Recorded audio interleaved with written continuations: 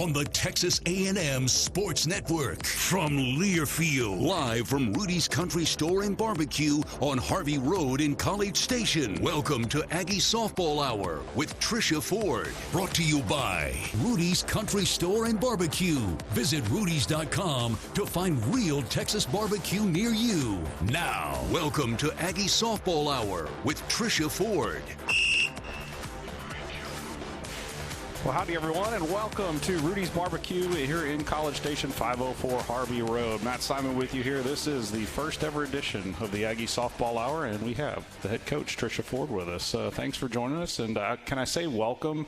You've been here, 7, 8, 9, 10 months, but does welcome count as a good way? It does, because I haven't quite started playing yet, right? We haven't started playing. So in the first 3 months, I was on the road recruiting. So, Jeff Toole didn't know if I existed or not. So. But she's here. She is here. I am here. And it is game week for Texas A&M. We will go over the schedule for fans and all of that as we go throughout this schedule, or as throughout this show. We've also got several players with us here tonight. Trinity Cannon will be joining us later, as will be Madison Preston. We'll kind of go over the roster. We'll break down the new coaches. We'll have everyone sort of kind of walk you through your staff as well.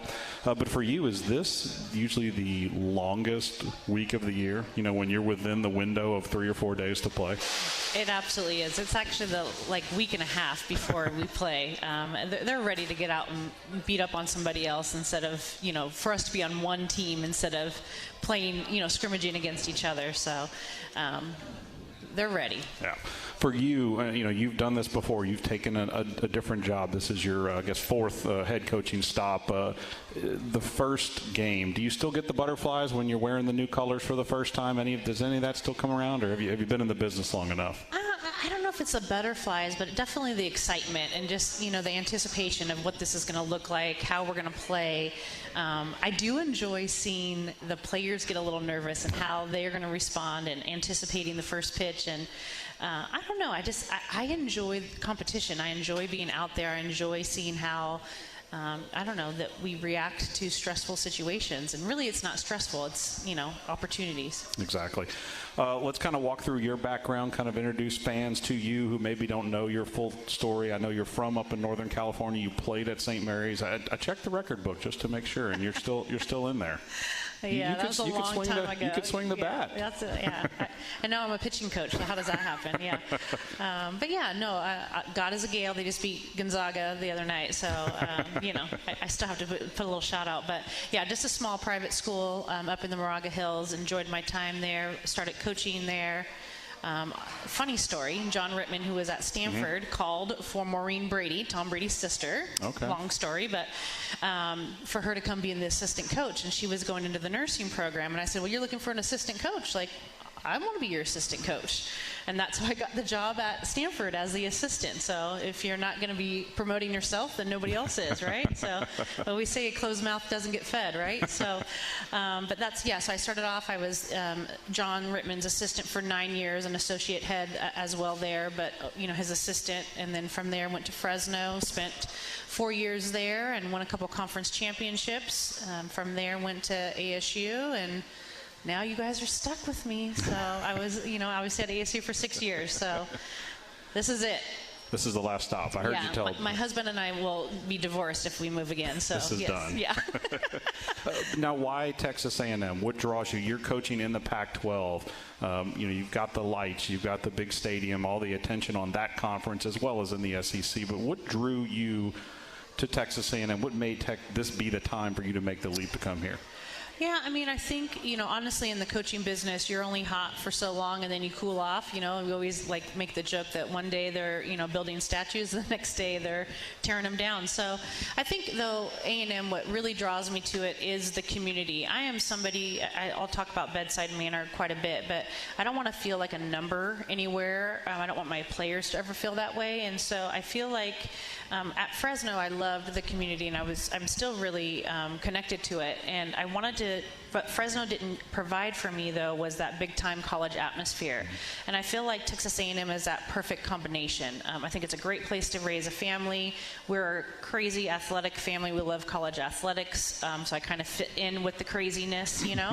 But yeah, I mean, I think it's just that small-town feel, but the big-time athletics. And then, obviously, I'm crazy about softball, so just the support here. Ross is fantastic. You know, Jeff Toole, who's my sport, supervisor, both, all of them, just kind of their vision and their sight of what this program can be. And then you walk out to Davis Diamond. I mean, good Lord, right? And so I think, kind of putting all those pieces together just made it the perfect fit for me and my family. One of the players that talked to the media on Saturday, Julia Cottrell, which fans will very quickly, if they don't know that name already, they'll very quickly learn it. I thought she had a very prescient statement when she was talking about Texas A&M, because this is a kid that played at Florida, played at Oklahoma State, played in the World Series multiple times, and she talked about A&M being a place where people have each other's backs, and she just loved that about Texas A&M. I assume you've seen a lot of that same from where you're coming from too. Yeah, 100%. And just the welcoming and people wanting to help. It takes a village to raise children, right? So, and I have two, but just the openness of hey, we want to help you. How can we help you? The former letter winners have been fantastic. We get on a monthly Zoom call with them, and I had some of them over to my house, and I just think, being part of something is really exciting, and I feel like that's what this place is about.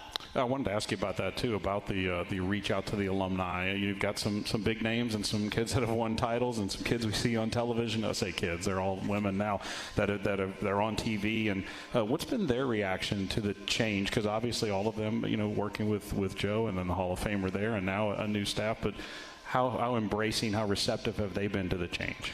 Yeah, I mean, I think you can have the best of both worlds. I mean, Joe Evans is somebody that is one of the best humans that you'll ever meet. And I feel like they're just, on one breath, obviously, they love Coach Joe, but they were ready for a transition and for a change. And I think that's really been the open arms that I've received, of just like, we love Coach Joe, but we're ready for a change. We understand it.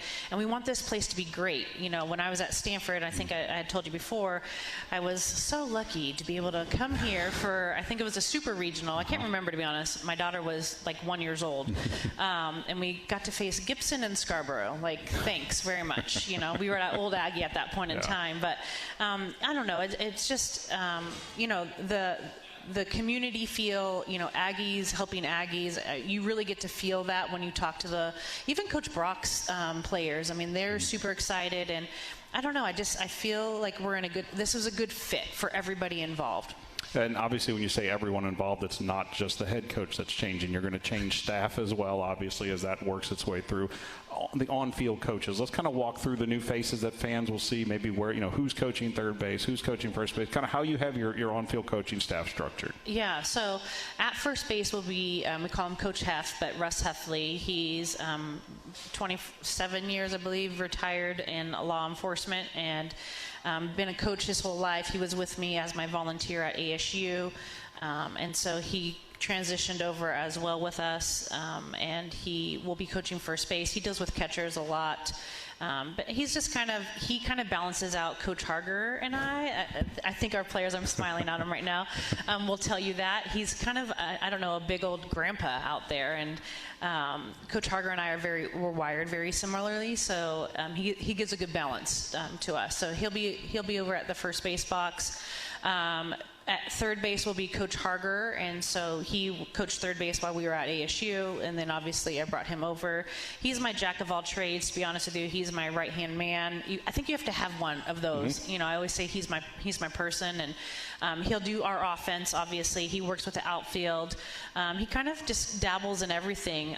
He is super intense, very competitive, and really, helps me set that standard, him and Coach Guthrie as well, and Coach Huff, but of just like what it's like to grind, like loving that work ethic and the sweat and the blood and the tears, because games become so much easier. And so I don't know, we work really well. So he'll be in charge of that offense. So I always tell him, if you score 8, we win a lot of games. So I don't know what the problem is, right? Hit 3 home runs and score 8. We'll be fine.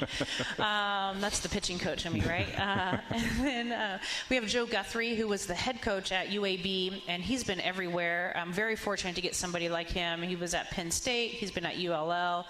I don't think they call it ULL anymore, University of Louisiana. I think they're going with Louisiana right now. So Louisiana. He coached in the pro league, and just I think he brings some head coaching experience. He's another one that's pretty intense, and he deals with our infield, he deals with our base running, our short game, those types of things. And I don't know, Joe, I think it's important to not have the same personality on your staff, and so I think Joe does a really good job of kind of balancing Hef and Coach Harger and myself. So that's us. And then there's me. I'm the pitching person. I always say I get to mess everything up, right? Like I do pitching, and then I get to go, oh, why are we doing this? Like, what's going on? So it kind of works out. Absolutely. Well, if it's a bad pitching day, well, they didn't score enough runs. Well, if it's a great pitching day, well, then, you guys need to score enough to help us out. Exactly. We're on the same page. It works out great. Maybe you can have that conversation with Coach Harger. I don't know about that. We'll see. Maybe on one of the road trips on the way back while we're safe. When you put your staff together, you're ready to go, you're out, and it's go, go, go from the minute you get this job. But what was the reaction? Obviously, you're so well connected. All of you guys are on the recruiting trail. They all knew you from ASU. Now you're at Texas A&M. You're wearing the different colors. What's been the reaction to Texas A&M, to the SEC, as you're trying to build those relationships or find new talent to come here in future years? I think the biggest change has been that, and this is known across the country and throughout, my years of coaching, like Texas kids want to stay in Texas. And I think, this is the first place that I've been at where, like, the state of Texas, we can really recruit hard and they're going to want to stay. In the state of Arizona, they want to leave, to be honest with you. And it was hard to kind of keep some of the homegrown talent. And I don't know. I think that's been one of the biggest changes for me. The travel ball coach scene, we were really connected with them. I've been connected with them since my Stanford days. We recruited quite a few kids, one from Galveston, one from, I believe, the Houston area. So, you kind of keep those relationships. But the recruiting is recruiting, and then, the SEC is the SEC.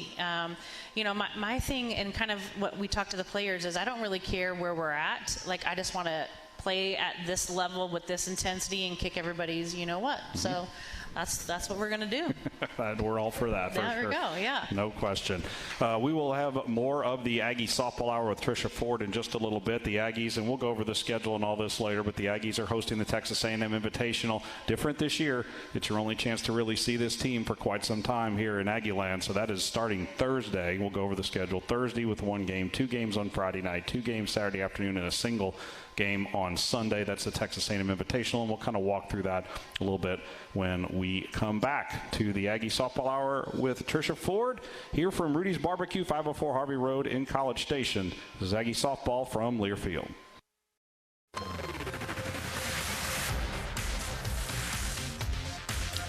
Softball and barbecue lovers know the perfect brisket needs the right wood. Rudy smokes all their meats using their delicious signature rubs and 100% oak-fired pits. Get your real Texas barbecue fix today at Rudy's or on the web at rudys.com. That's where we are right now. Rudy's, 504 Harvey Road here in College Station. It is the Aggie Softball Hour with the head coach Trisha Ford, as Texas A&M getting set to kick off the 2023 season in about 2 days from now. We'll be in about the 3rd inning, 4th inning, something like that.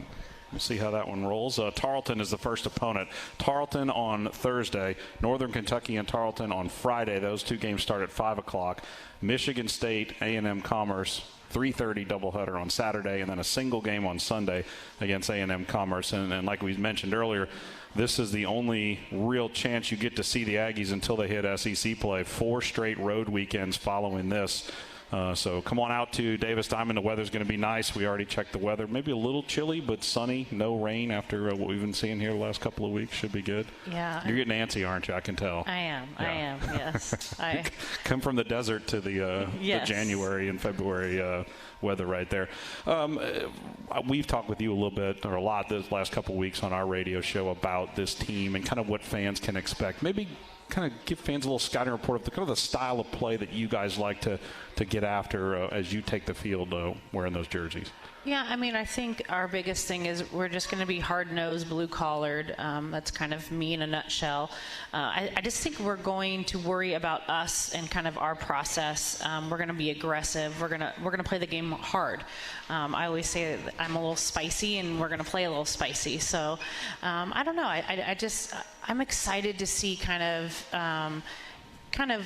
our players that are returning, like what they look like this year, to be honest with you, because I do feel like we enjoy practice. Like, we enjoy going out and talking smack to each other and, I don't know, razzing each other a little bit. I was talking smack today in the cages, throwing BP. I was giving up bombs, so my days are apparently over. But, yeah, I don't know. I feel like we're going to play the game hard. We're going to, But playing hard and playing loose and with that good energy, that can lead to success on the field, can it? I hope so, yes. I mean, it's worked for me before, so yeah. But I think, this game is so hard that you have to enjoy it. Like, at the end of the day, we're playing a softball game, and so you got to go out there. You got to be able to play the game the way you're going to play. I would say that I'm somebody that, I kind of embrace all different types of players and kind of personalities, and I think that's important. I mean, that's life in a nutshell, right? That kind of makes the world go round, and I think that it's important for you to kind of have your own style, pizzazz, maybe, out on the field.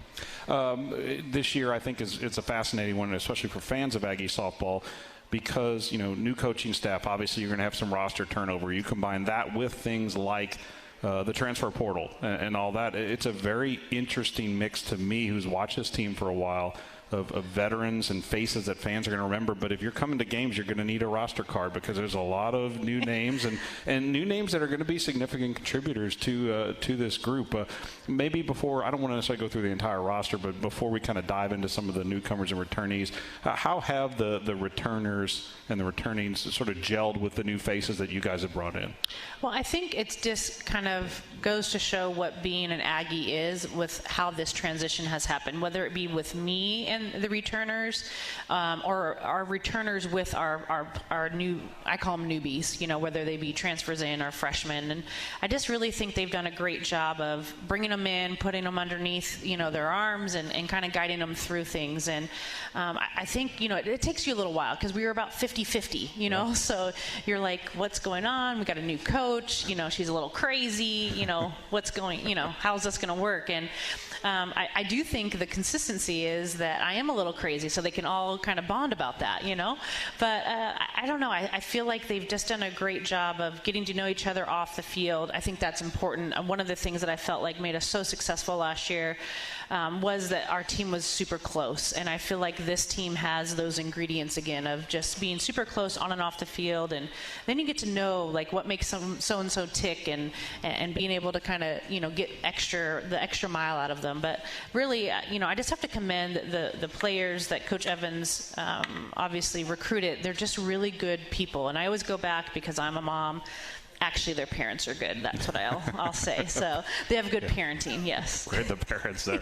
Well, you talk about the 50-50 mix. I think the perfect spot to start is your world in the circle, because it really is that. It's the best, yeah. Well, yeah, it's clearly the best. Yeah. The fans will pick it up quickly. Yeah. Three faces that they will remember from last year, Aggie fans, in Emily Kennedy, Shea Ackerman, and Grace Uribe. And then the two newcomers, one of which is here tonight, Madison Preston, also Emily Levitt in the circle. Maybe a quick scouting report. You don't have to dive into crazy detail with each kid, but just generally speaking, what you've got from an Arsenal standpoint in that circle. Yeah, we have a great mix, to be honest with you, and I think that's what's important as we kind of look to put the pieces together. We have, obviously a couple lefties, a couple of righties. We got a down baller. We got some hard, velo kids. Everybody has a changeup. I think you're going to notice, those of you that, of the three that are returning, their motions have changed a bit. So we do a lot of kind of studying them from a biomechanical standpoint, how they're going to use the ground and be able to be more efficient, in their movement piece. And so we've been healthy this fall, so that's also a good thing. Shaylee Ackerman, I think, is somebody that everybody always asks, like, how's Shay doing? Mm-hmm. She's doing great. So I don't know. I think that they work well together, and we have the ability to, do some matchup things. And I don't know. I think it'll be exciting. I think all five of them, though, are going to be utilized this year.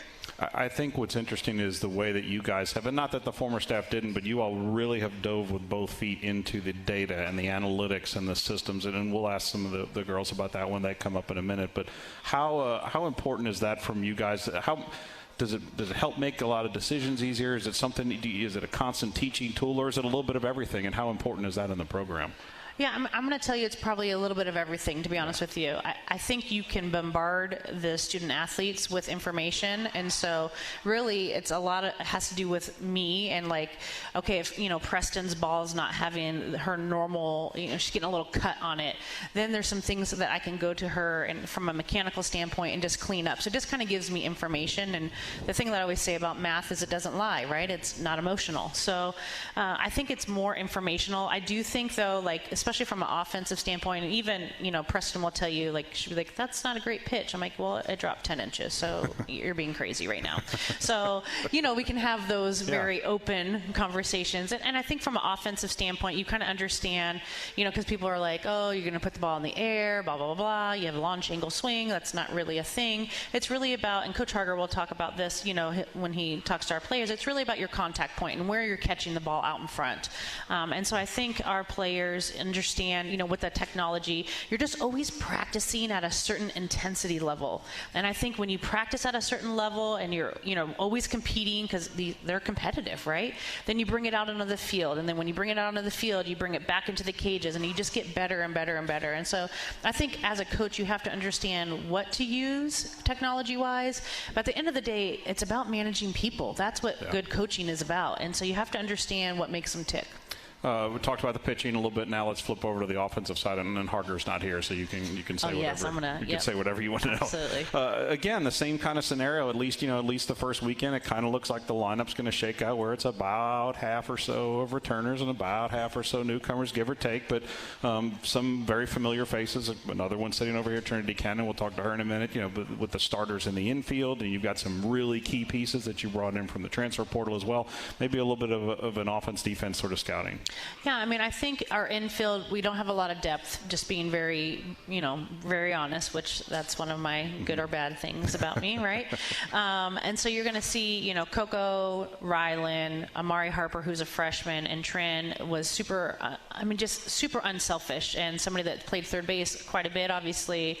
I said, Trin, I need you to move over to first base. Like, not a stutter. Like, whatever you need out of me to help the team. And I don't know. Outfield-wise, I think there's still some pieces defensively that we're trying to figure out. And there's going to be a lot of movement, and just kind of talking to the team about that. Like, don't panic. Like, we're going to get some people in. We're going to figure some things out. And things will all kind of even out once, season gets going. But we're going to be young, but I enjoy that. I think offensively, I just, like I said, told Coach Harger, score 8 runs and we're going to be fine. So I don't know what the problem is. But we're going to have a good balance. We have some speed. We have some power. Trin and Julia Cottrell are probably our 2 most consistent power kids. Trin's had, I don't want to embarrass her, but I'm going to embarrass her because that's what I get to do. You can do it in a little bit too. Perfect. If you want. Yep, I will. Yeah. That's my mother and me, right? Yeah. But she's had a monster fall. She's really taken on kind of a different persona. Her confidence in the box. Those of you that have been around, you're going to see a totally different Trinity Cannon, and I'm super excited about it. Julia Cottrell just finds the ball. We have a couple of freshmen. Ayanna Coleman kind of comes to mind that can hit the ball country mile. Monty and Becky were joking with me because AC, we call her, because we have 2 Colemans, hit the top of the scoreboard, the letters, and Monty's like, that's expensive. Like, let's, either clear it or, hit the netting. I'm like, all right, got it, Monty. I'm going to let her know. So, but yeah, no, I just think we're going to have a good balance of some speed. Coco Woolley is just dynamic in the bases. We told her, like, let's not run through stop signs this year. So, but yeah, no, I don't know. I think we're going to be able to kind of put some things together. Yeah, it's going to be exciting, and it all gets started on Thursday. 4 o'clock is first pitch. A&M and Tarleton in the first game of the Texas A&M Invitational. It's a 6-game slate for the Aggies over 4 days at Davis Diamond. Speaking of that, season and single game tickets, they're available right now. 25-game home schedule at Davis Diamond. Over half of those NCAA tournament teams from last year, so some big-time teams coming in to Davis. Visit 12man.com/softball tickets for more information. When we return, we will talk with a couple of the players. We'll start with Trinity Cannon in just a little bit. That's when the Aggie Softball Hour returns to Rudy's. This is Texas A&M softball from Learfield.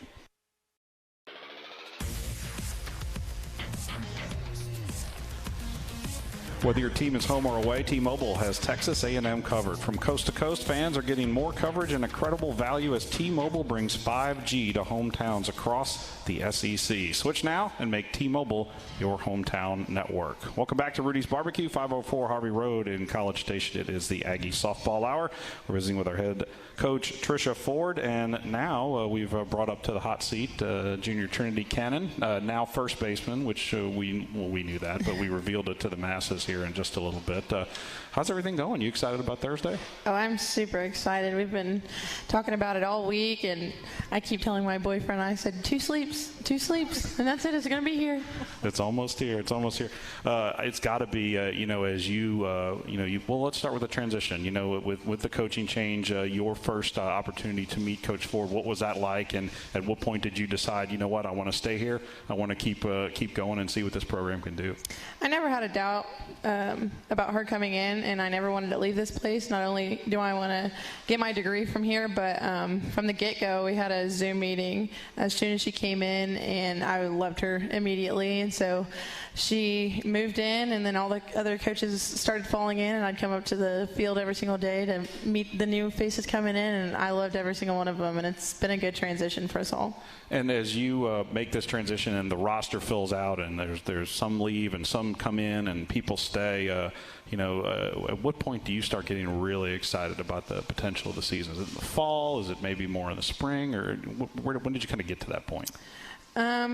I think as soon as we all started settling in, it didn't take too long. Change is only as bad as you make it to be, and so I think all the returners were pretty anxious to see all the new faces coming in, and so we would take them out to dinner and show them around Aggie Land, teaching them all the yells and stuff like that. Is pretty funny, but yeah, no, I think we all have good chemistry on and off the field, and so I think that's going to help our game this year too. You had a funny story in the media session on Saturday about Julia Cottrell. For fans that don't know, she played at Florida for 2 years, beat the Aggies on a walk-off in Gainesville one year, and then last year they beat Oklahoma State beat the Aggies twice here by 1 run each, and you said that it was a little chippy during that game, but then now you guys are. Yeah, she came in on her official visit, and Coach Ford said, "This is Julia Cottrell." I said, "Yeah, this is our locker room." But no, when she came in, I was the first one to reach out to her and ask her if she wanted to go to dinner, and just got to know her and stuff. And like I said, from the get-go, I think we are a good match. Talk a little bit about some of the lessons maybe you guys learned from last year, and obviously, transition aside, so many close games, that a couple go your way, but probably most of them didn't go your way. And if you look at the record last year, you go, but you were so close. You were right there so many times with some of these teams that are playing in the World Series and playing for championships. Oklahoma, a 1-run loss on the road, that kind of thing. What kind of lessons mentally do you as a player sort of take from those experiences? I think we put ourselves in those situations a lot. We shouldn't have been in them in the first place. We always waited for the last second to turn something around, and at that point it was just too late. I think that we just need to be aggressive from the get-go and during games offensively, and I think Coach Harger has done a good job of setting that standard each time we get in the box. Like, we don't take a pitch off. We're not overthinking. We're just being passionate and being aggressive on the pitches that we want. Do you guys get competitive with the pitchers, knowing that the head coach is in charge of them? Oh, very. That makes it even more competitive that she's on their side. And knowing that Coach Harger has our back, we get to chip back a little bit when we're in the box. And not only at our own pitchers, she'll throw live to us too. And her and Harger will be going at it, and then she'll take it out on us. I was like, hey, pipe down back there, pipe down. Yep. I had a couple pitches, a couple at-bats today. I was an All-American, and then not so You were coming at us. Yeah. She's bringing it. Oh, yeah. Yeah, a little bit. At what point did Trisha, did you kind of circle this one here as someone that you could really count on as you're bringing your staff and your team from these are the kids that are on the team currently, this is someone I can really kind of bond and count on? Well, I think from the very beginning, Trinity was very open and very welcoming about coming to Aggie Land and teaching kind of me and our staff of like what this place is and what it's about, and just taking on that leadership role of bringing, like when we brought visits in, like Trin was always somebody that's like, hey coach, if I can meet with them, you want me to go to lunch with you, and so you just start to, like, I don't know, put those in your pocket, right? Like, or my toolbox of like, okay, these are kind of these natural tendencies of Trin. And so I think that, and then it took all of them, I think, a little while. I would say midway through fall, to be honest with you. And I was like, okay, she's my kind of kid. Like, she's somebody that enjoys the hard, enjoys, getting after it. And then you could really start to see her turn. And I think when she started to see her game, I think really elevate, I don't know, I feel like those pieces started to really kind of come together, quickly. Trinity Cannon visiting with us here on the Aggie Softball Hour. I think you played a little bit of first base your first year here, if I remember correctly.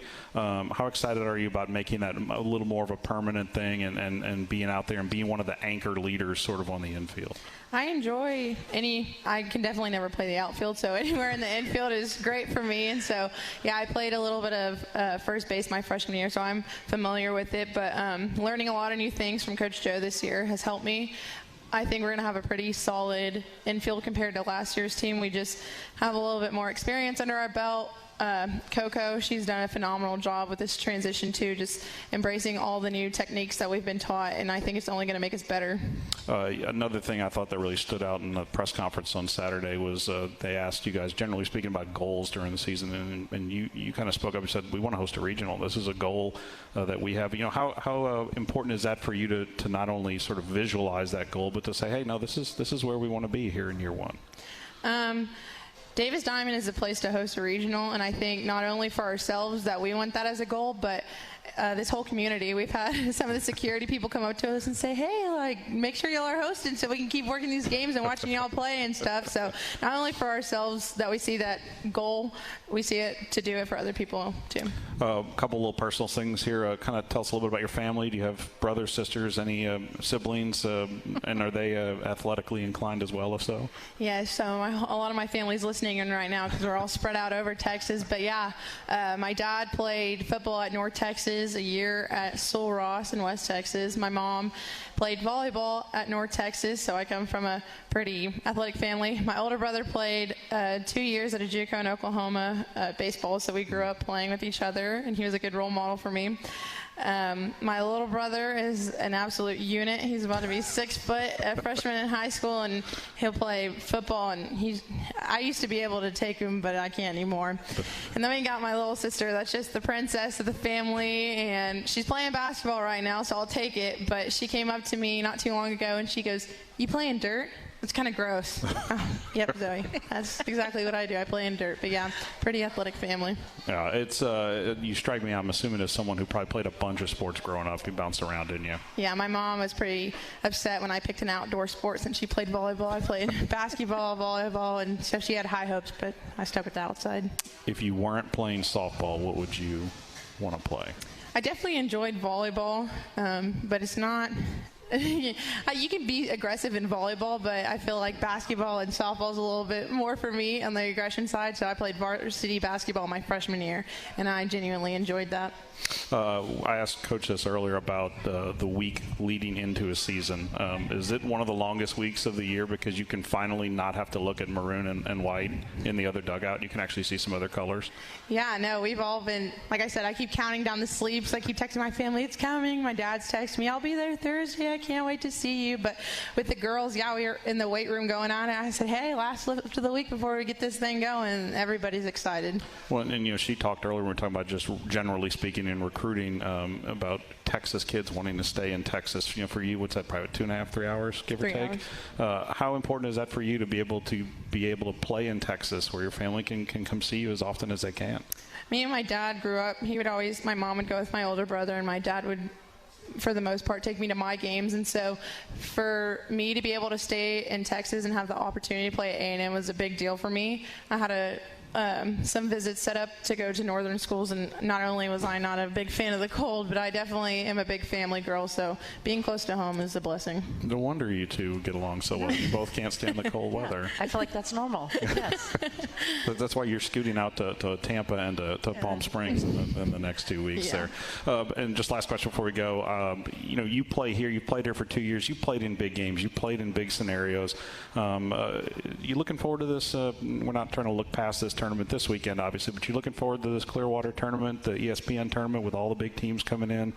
That one and Palm Springs, because I don't know, have you been to Palm Springs yet? You haven't, yeah. Are you looking forward to those too? I'm looking forward to the competition. Like we said, we're tired of playing each other, and I think we're all pretty ready to go to punch somebody else in the face besides each other. I think the competition will be a good standard for us to look at going into SEC, because SEC is a pretty tough schedule to play. But yeah, I think it'll be a good standard for us. All right, Trin, appreciate the time. Thank you very much. We'll see you on Thursday. Thank you. All right, that's Trinity Cannon, everybody, here on the Aggie Softball Hour. Our friends at 44 Farms invite you to enjoy their premium all-natural Angus beef by visiting 44steaks.com. 44 Farms, the official beef of Fighting Texas Aggie Athletics. When we return, Madison Preston will join us here on the big stage. It's when the Aggie Softball Hour returns after this from Learfield.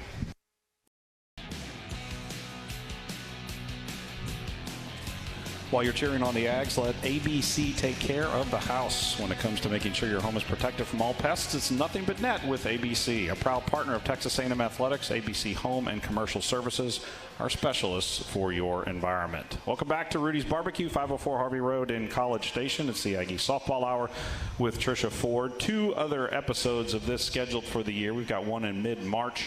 That is right before the home SEC opener against Georgia, and then one at the end of the month of April, just before the home finale against the Missouri Tigers.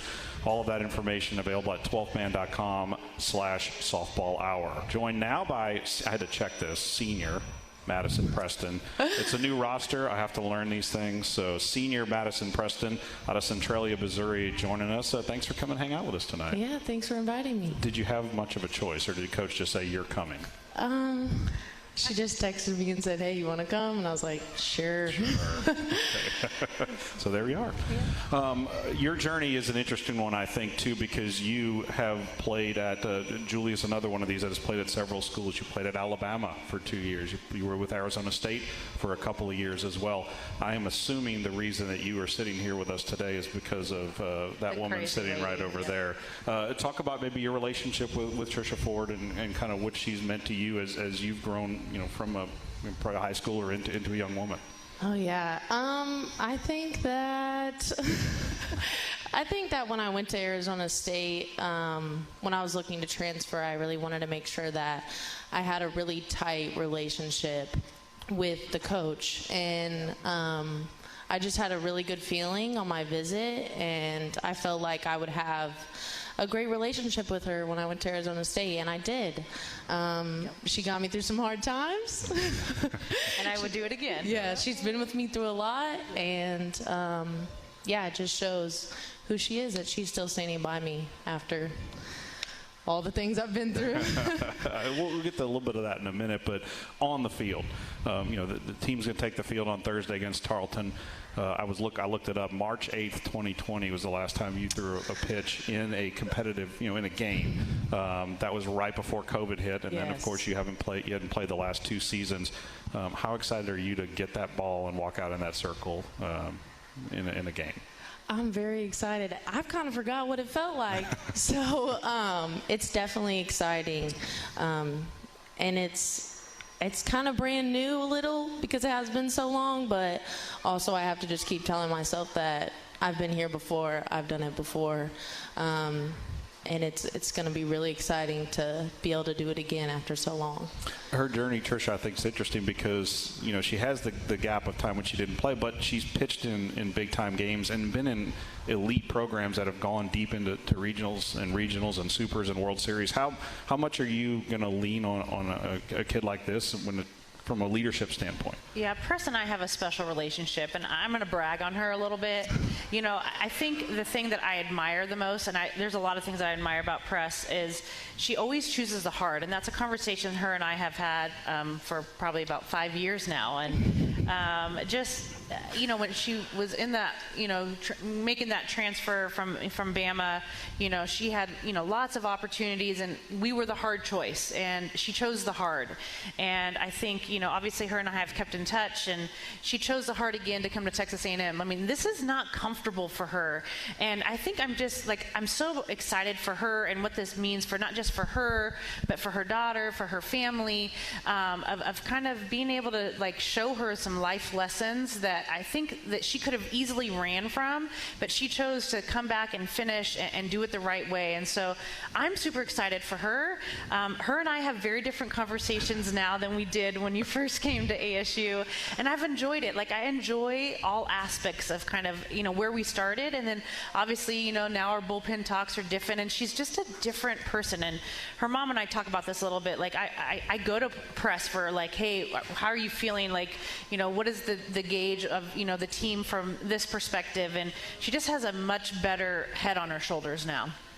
Brag on your daughter for a little bit. Tell us a little bit about her. How old is she, and how much trouble is she causing for you right now? Oh, goodness. She just turned 1.5 years old.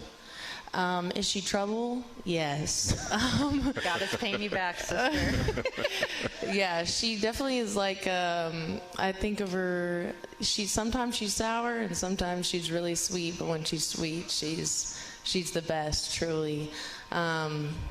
And it's a lot different now being an athlete with a baby.